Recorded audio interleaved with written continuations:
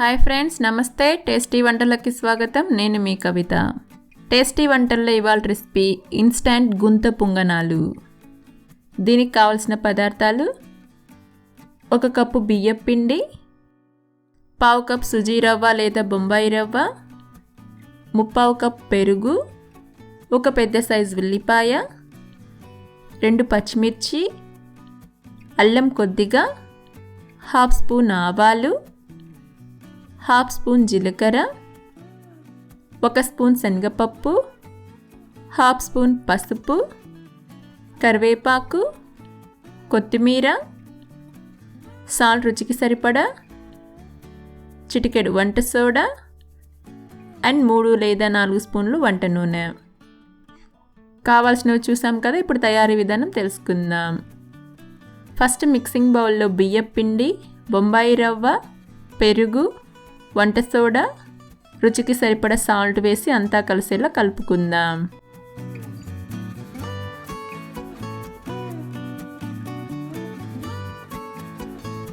ఇప్పుడు కొద్దిగా వాటర్ వేసుకుంటూ పిండిని ఇడ్లీ పిండి కన్సిస్టెన్సీ వచ్చే వరకు కలుపుకోవాలి. అన్ని వాటర్ ఒకేసారి వేయకుండా కొన్ని వేసుకుంటూ కలుపుకోవాలి. లేదంటే మొత్తం వాటర్ ఒకేసారి వేసామంటే పిండి జారుగా అయిపోతుంది.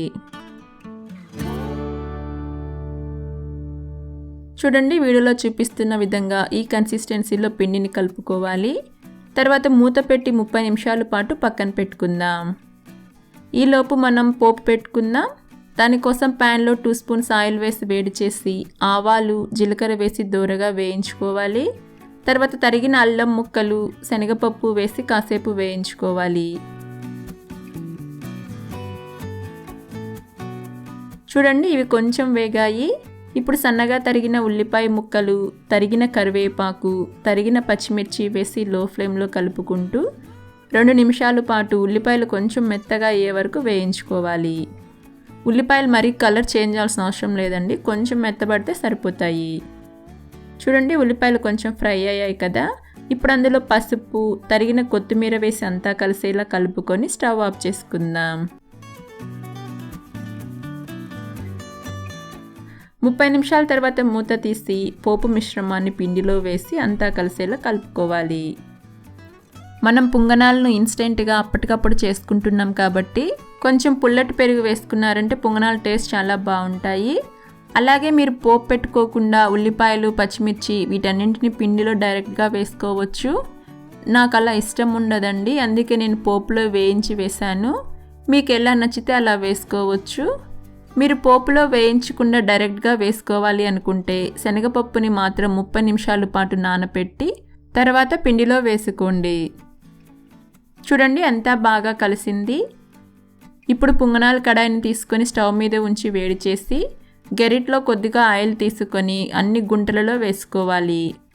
ఇప్పుడు గుంట గరిటతో పిండిని తీసుకొని అన్ని గుంటలలో వేసుకోవాలి.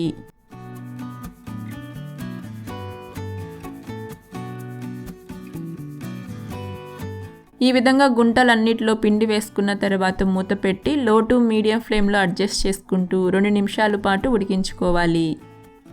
2 నిమిషాల తర్వాత మూత తీసి పుంగనాలు ఇంకో సైడ్కి తిప్పుకొని ఉడికించుకుందాం. ఇవి చాలా టేస్టీగా ఉంటాయి. మనం దోసపిండితో చేసుకునే పుంగనాలు, అలాగే ఇన్స్టెంట్గా చేసుకునే పుంగనాలు కొంచెం టేస్ట్ వేరువేరుగా ఉంటాయి. కానీ ఎలా చేసుకున్నా కూడా 2 టేస్ట్ మాత్రం చాలా బాగుంటాయి.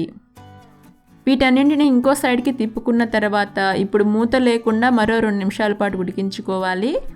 పుంగనాలను తిప్పుకున్న తర్వాత మూత పెట్టి ఉడికించుకున్నామంటే అవి మెత్తబడతాయి. కాబట్టి ఇంకో సైడ్కి తిప్పుకున్న తర్వాత మూత లేకుండా ఉడికించుకోవాలి. 2 నిమిషాల తర్వాత చూడండి, పుంగనాలు రెండో వైపు కూడా చక్కగా కాలాయి. ఇప్పుడు స్టవ్ ఆఫ్ చేసి వీటిని పక్కకు తీసి పెట్టుకుందాం. ఇవి చాలా టేస్టీగా ఉంటాయి. వీటిని వేడివేడిగా తిన్నామంటే ఇంకా బాగుంటాయి. వీటిని మార్నింగ్ టైం టిఫిన్ లాగా తినచ్చు, అలాగే ఈవినింగ్ టైం స్నాక్స్ లాగా కూడా తినచ్చు. మీరు తప్పకుండా ట్రై చేయండి. అంతే ఫ్రెండ్స్, ఎంతో టేస్టీ ఇన్స్టెంట్ పుంగనాలను ఎలా ప్రిపేర్ చేసుకున్నారో చూసారు కదా. మీకు ఈ రెసిపీ నచ్చితే లైక్, షేర్, కమెంట్ చేయండి.